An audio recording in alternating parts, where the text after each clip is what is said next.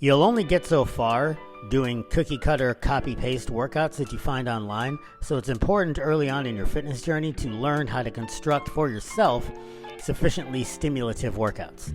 Today I'm going to run you through what I did for pressing with 4 movements. Why 4?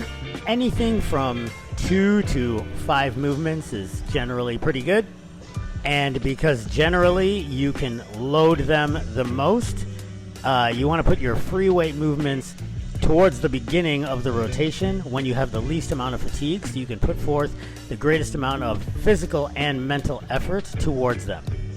So my choice for a main free weight press would be incline dumbbells.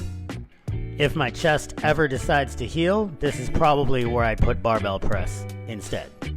Now next, for your secondary movement, you could choose another free weight movement. In this case, I went with a machine movement. Why? Because machines generally have a greater stability component. So since you're a little fatigued from your primary movement, the machine allows you to still put forth a great deal of effort without as much safety concern due to the inherent stability of the machine. So here I did the Hoist ROC-IT machine press. Again, if my chest ever heals, I will probably put incline dumbbell press here.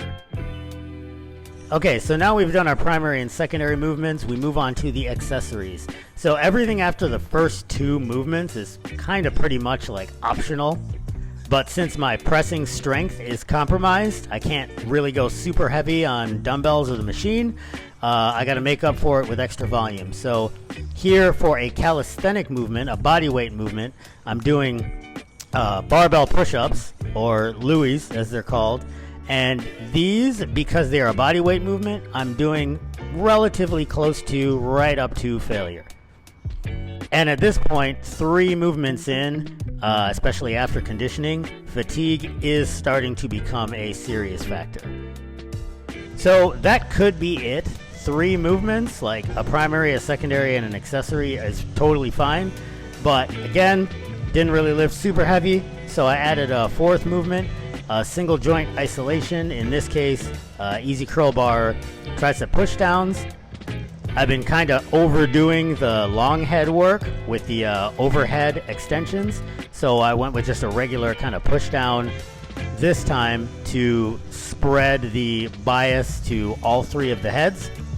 And because this is a single joint isolation movement, we generally want to put those towards the end of our workouts when we've, kind of gotten everything else good and smoked.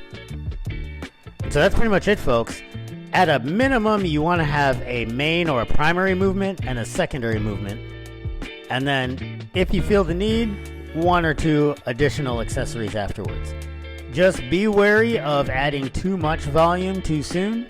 The workout does need to be sufficiently stimulative, but it also has to be sustainable.